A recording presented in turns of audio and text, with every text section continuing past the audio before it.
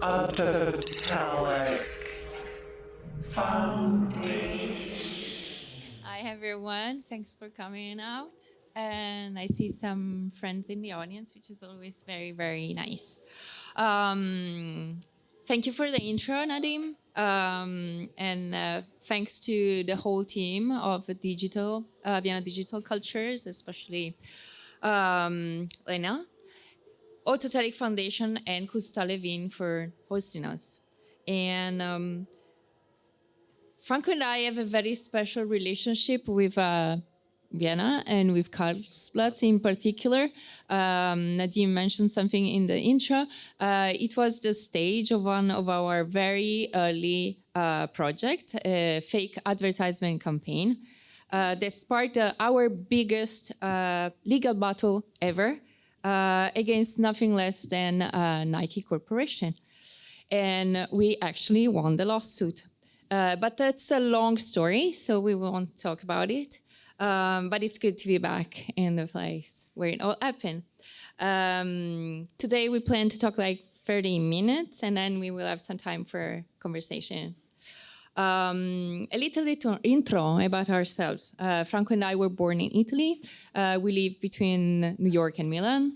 And this is our website, 010101110101.org. If I have to sum up our work in one sentence, I'd say it's about how media shape the way we connect with each other. To us, screens are not really windows into other worlds. They're more like mirrors, sometimes black mirrors, that reflect how our world actually functions. We make videos, installations, sculptures, and online interventions. We're interested in how people use the internet and how the internet, in turn, uses people. We usually respond to that with humor, though people sometimes think it's a little bit too dark. A lot of what we do is rooted in internet culture. We care more about capturing that reference than about being original in the traditional art world sense. We're upfront about where our ideas come from, where they end up, and how important the viewer is in all of it. Our videos are distributed both online and in museum installations. They are shot with webcams or phones, never professional cameras, or consist of screen recordings. They use found footage or are filmed to resemble found footage. They're often projected in unconventional places, like a door.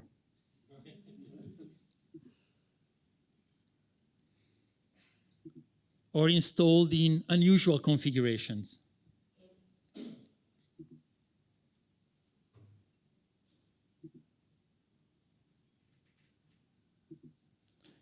We frequently adopt internet-native video formats. For example, reaction videos, people reacting to shocking clips which we never see. So we imagine the original only through their reactions. The same video might be screened in a cinema or watched on one's phone, adapting to the distribution medium. This is a hand-assembled computer infected with a virus we created for the Venice Biennial. And another ongoing series features cable trace installations running through the exhibition spaces, through which invisible images circulate, sometimes installed outdoors.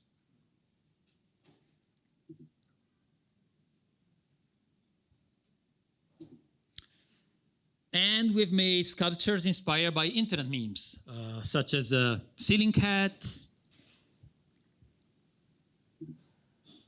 Panorama Cat, Nadim's personal favorite, half cat, and cursed cat. Every artist has a major influence, that father who must be killed, and for us it was Marcel Duchamp. His conceptual, like anti-romantic approach to art, his humor, his fascination with machines and pranks. Let's not forget that Fountain started out as a collective anonymous prank before being recognized as a masterpiece. Today we want to focus on what it means to be human in a world increasingly designed by and for machines. A world where we imitate the very machines we build to imitate us. My favorite band has always been Kraftwerk. Their robotic aesthetic explicitly explored the human-machine dynamic, anticipating a cultural loop. Humans acting like machines modeled on humans. This loop is everywhere, in AI, in gaming, on social media. And at the center of it is the NPC, the non-playable character. In gaming, a non-playable character is controlled not by the player, but by the game itself. These characters typically serve to populate virtual worlds, offer quests, and advance the story. A being without agency, running on a script designed to enhance someone else's experience. And lately, disturbingly, that figure seems to be us. In Parallel 4 from 2012, German filmmaker Arun Farocki explored NPCs. Let's watch a short clip.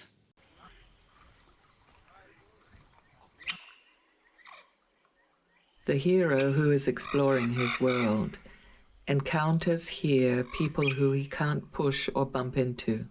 He can't hit them, he can't shoot them. They are like twilight beings. Something between a person and a prop.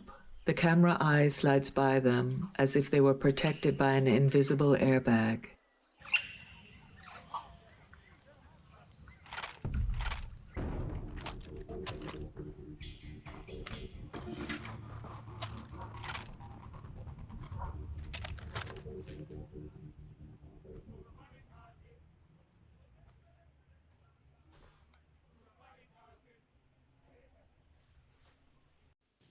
At some point, NPC escaped gaming culture and became a political insult, popularized on forums like 4chan to mock people as unthinking drones.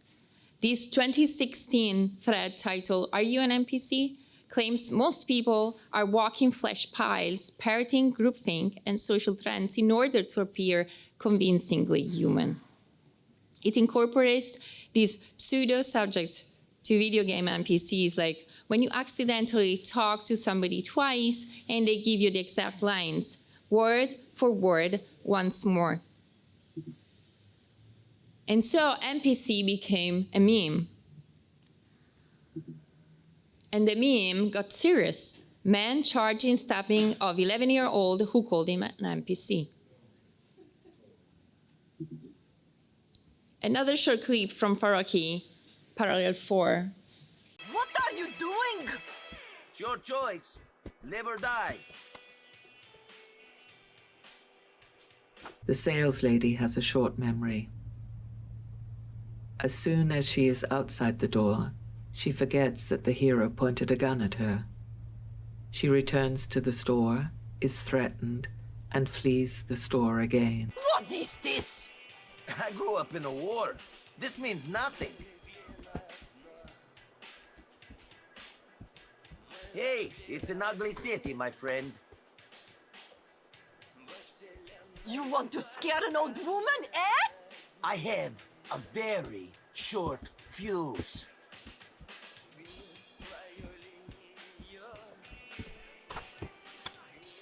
Don't annoy me.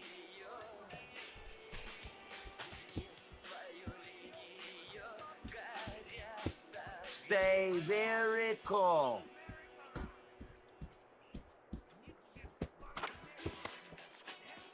Don't be an idiot.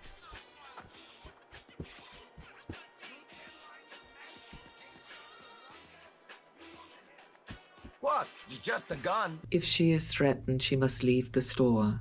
When she is outside, she must return to the store again. This tragic constellation reveals to the hero the limitations of human freedom of action. There is something called the Tetris effect. When someone plays so much Tetris that they start feeling the world as falling blocks. Cities become puzzle. Supermarkets become game levels. Parking lots become grid challenges. Each car a piece to fit right into the spot. Every open space is a potential move. It's a kind of mental colonization. Gamification works similarly. Life becomes performance, staged for algorithms. We sculpt for Instagram. We dance for TikTok. Some musicians make more money streaming live concerts than with concert tickets. So in a sense, the audience of the concert become backdrop props, paying extras to be used to animate a video clip. Lately, even performance art, that quintessential bodily experience, feels less about the live moment and more about the camera.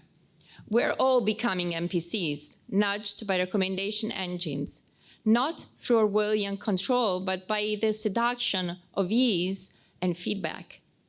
And nobody embodies this tendency better than NPC streamers, TikTokers mimicking characters for virtual gifts.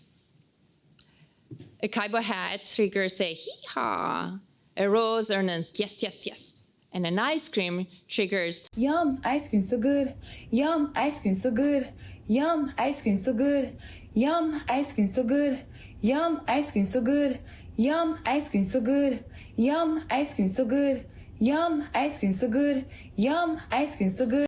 It's robotic, repetitive, and profitable. They earn money by acting inhuman. Virtual gifting isn't new. Twitch and Chinese platforms built entire economies around it. These tokens feel like tips, gesture of affection.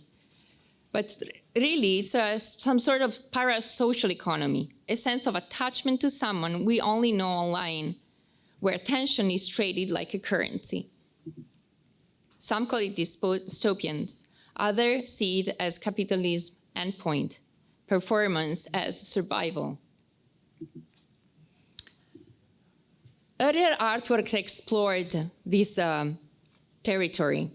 For example, Marina Abramovich's Rhythm Zero from 1974, where she stood still, letting people in the audience use objects on her body. They were ranging from a feather to a loaded gun. As control surrendered, boundaries collapsed. They stripped her, they cut her, even placed the gun in her hand and pointed at her head. One of our earliest works was live sharing, launched January the 1st, 2001, 01. And for 3 years, we shared our entire computer, making its contents accessible on the internet. All of our artworks, as well as private material, including emails, texts, photos, bank statements, were freely available for viewing through our website. It was our personal computer, and you were physically entering a very intimate space, like walking into someone's home and riffling through their drawers. Viewers had real-time access, sometimes even before we did, like checking our unread emails while we were asleep. There was no user-friendly interface.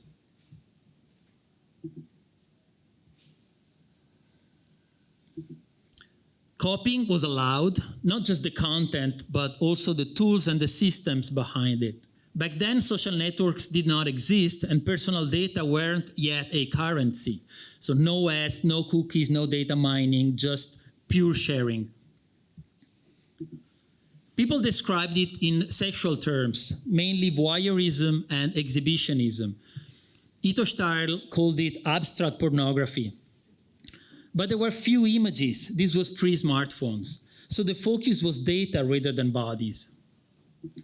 Live sharing probably anticipated the entanglement of the internet and self-image. As our lives became increasingly exposed, a feedback loop emerged. Our behavior began to reflect the awareness of constant observation, and in turn, technology absorbed and mirrored these changes. Over time, we became hyper-aware of being watched. The dream of total transparency morphed into a nightmare of self-curation, an endless cycle of correction, adaptation, and contradiction in pursuit of a controlled image. We unplugged it after 3 years. It came with the realization that online you don't share, you are a share. It's the internet that shares you. And a year later, Facebook launched. Freedom is a video from 2010, taking place inside a popular online war game where I plead with other players to spare me because I'm making an art performance.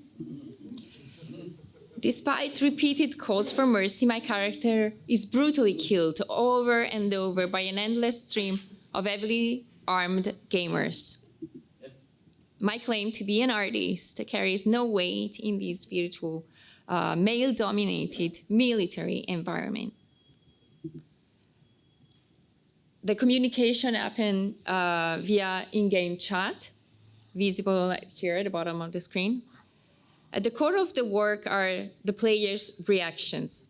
Gamers momentarily pulled away from the role-playing terrorist or counter-terrorist and reluctantly confronted with an art intervention that they never asked for. This is how it's usually shown, with a monitor and an inflatable mattress on the floor, an accessory familiar to gamers accustomed to play very late, long sessions during the night.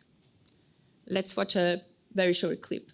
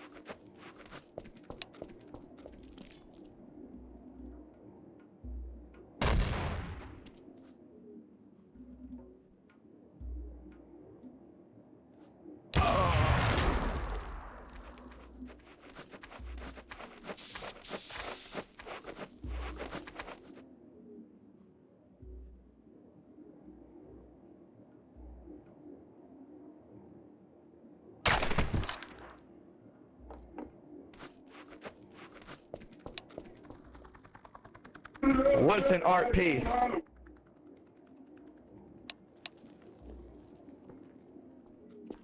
Okay, don't hurt him. 1 second. 1 second. That, 1 second. Don't kill him. Don't kill him. I need to do something. What's your pro? I don't get it. You're an artist. Why is it 7? And Since when was it 7 knives to kill someone?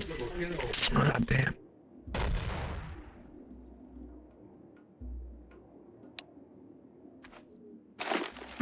what do you want? What is wrong with this guy? Really? You're making He's art making art performance. performance. Don't kill me. Don't kill me. No, here. Can I kill you so you can tell me how much health he has, please? Don't kill this guy. Tell me. Back up. I'm here. gonna drop the nade on him. Tell me how much health he has. Tell me how much health. Oh my gosh, you ruined it! You boys ruined it! I'm out of here, y'all. Kill with a pistol grenade. My god. I always forget to say that there are no female characters in this game. That's how they call me. That's why they call me dude or guy. And I wonder if it would be different. The performance never starts. Its failure becomes the point. There's something deeply frustrating and familiar in that failure, a desire to act met with indifference. The work becomes about the impossibility of agency. There's a trace of Bartleby in it. I would prefer not to. Not refusal, no protest, just passive disobedience. The US Army as a video game, Hezbollah as a video game, even ISIS as a video game, two actually, a mod of Grand Theft Auto called Grand Theft Auto, Salil al-Sawarem, that may not actually exist outside of a YouTube video for social media purposes. And more recently, a mod of Armor 3, originally created to model the fight against ISIS, then hijacked and repurposed to simulate killing Kurdish Peshmerga fighters and chasing down Western hostages. Control the manner in which a man interprets his word, and you have gone a long way toward controlling his behavior, wrote psychology Stanley Milgram in Obedience to Authority.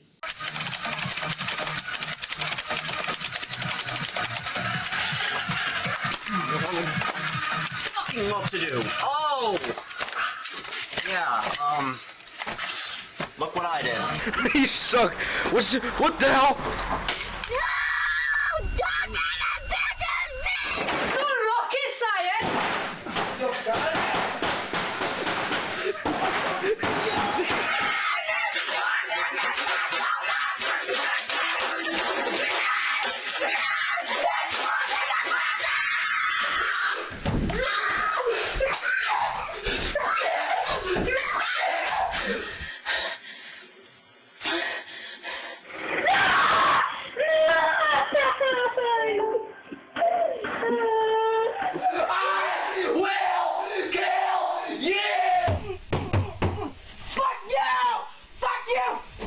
This was a clip from a work called My Generation from 2010. It's a supercut compilation of webcam videos of frustrated gamers having violent outbursts, screaming and convulsing while physically attacking technology. The degraded video runs on a broken computer scattered on the floor. Supercuts are internet-native formats in which an obsessive-compulsive superfan compiles clips with the same theme into a single video montage. The popularity of supercuts coincided with the early days of the internet, when copyright enforcement was weaker. The collage is an attempt to capture the overflowing hysterical emotions of adolescents in their now private public bedrooms. The supposedly entertaining activity of playing games is here linked to disturbing feelings of sadness, violence, and depression. But it also mirrors the frustration we can all feel about life amid so many network devices and so much data. Each of the three works we just presented reflect a different era in our tribal relationship with technology. With life sharing from 2000, there's a clear trust in the liberating potential of the internet. It came out of a highly optimistic, almost utopian vision of technology, merging with the network, becoming one with the machine. A cybernetic meadow where mammals and computers live together in mutually programming harmony like pure water touching clear sky. This line is from the poem All Watched Over by Machine of Loving Grace. With freedom, from 2010, there's an attempt to resist failed rebellion, lighthearted but futile. Finally, with My Generation, the tone darkens. Although it centers on gamers, the sense of fun or subversion is gone, replaced by frustration and anger that culminate in pathetic attempts to destroy technology. Our newest work, called But I Love Human, premiered here in Vienna. It's a 12-minute supercut video that explores the strange, compelling world of NPC streamers. You can watch the full video here in the exhibition on this temporarily dark mirror. Well, here is a short teaser. Gang, gang, gang, gang, gang, gang, gang, gang. Someone. Wow. Wow.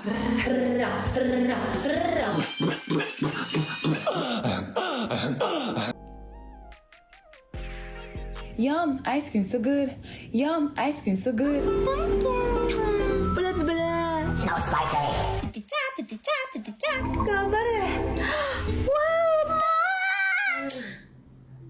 We are endlessly fascinated by internet native genres, reaction videos, supercuts, clickbait, ASMR. What we find most interesting is that they don't emerge from an artistic vision or from an avant-garde experimentation, but from pressures and demands of algorithms, from a constant negotiation between fame and oblivion. This is Darwinism for content. Only the most watched survives. Enormous pressure can crush, but it can also create diamonds. All sorts of algorithms shape what we see. Recommendation systems, engagement booster, feed ranking system, trending detectors, personalization engines, and filters that hide content. Let them run unchecked for a little while and you get phenomena like NPC streamers. See, these genres were born from the relationship between content, code, and viewer. The viewers contribute to shape them by clicking, scrolling, and reaching in an endless loop. If I can't control the machine, maybe I can become the machine. That's the logic of turning oneself into automation, into software. It's conscious, dehumanizing, but oddly empowering. Submission becomes agency. It's erotic almost, like submitting to a collective will, to the rhythm of the algorithm. It's not a new story. Men have long been attracted to the idea of becoming machines.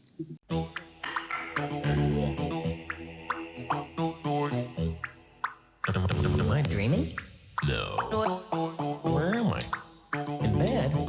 What am I doing? Talking to myself. Look, I must have a star on my door. That was our beloved Max Headroom. Max was advertised as computer-generated, and many believed it. In reality, he was an actor with prosthetics shot with harsh lighting and visual effects to fake digitality.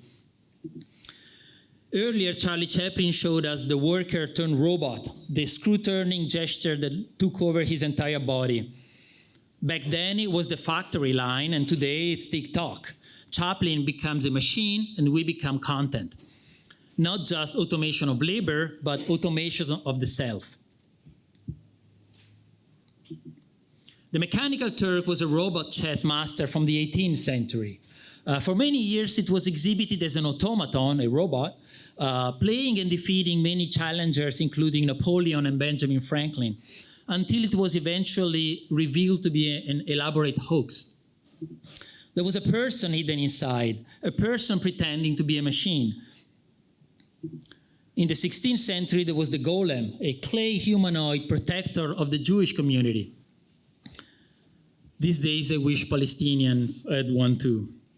And even earlier, in ancient Greece, Talos, a massive bronze automaton, patrolled the islands of Crete, cycling its shores and hurling boulders at invaders. His legend sparked tales of lifelike machines, inspiring future inventors like Daedalus to attempt their own artificial creations. Our desire to imitate machines is profoundly tied to our psychology, culture, and philosophy. Machines symbolize perfection and control. They don't make emotional or impulsive errors. They are consistent, efficient, and, in ideal terms, flawless. Humans have often strive to suppress their flaws by mimicking this precision. In some traditions, imitating machine-like behavior meant overcoming base human instincts, emotion, fatigue, lust. Golem or monk-like obedience was seen as a path to purity, like becoming an instrument of God or a vessel for higher power. When we talk about AI, we often ask, is it becoming more human? But maybe the real question should be, are we becoming more like it? The more we interact with the AI and the more it trains us, we are not teaching the machine, we are being taught. As the language models shape the way we talk and make lectures, we begin to adopt their style, efficient, neutral, strangely placeless. Our language is shifting, our behavior are shifting. Our sense of agency is shrinking into a space of computability. It's paradoxical. As we imagine artificial beings, automatons, golems, androids, AI, we begin to mirror those creations to understand them or control them. This also reflects a deep-rooted fear. If machines can be like us, will we become like machines? A reversal that evokes awe and anxiety. There's a story, I actually forgot where I heard it. It might have been the New Models podcast, but I'm not sure. About a scientist and a mouse in a labyrinth. The mouse searches for cheese and over time, through trial and error, learns the shortest path. We might say the mouse solved the maze. But instead, the scientist concluded it was the labyrinth that programmed the mouse. In conclusion, we don't solve Tetris, it's Tetris that programs us.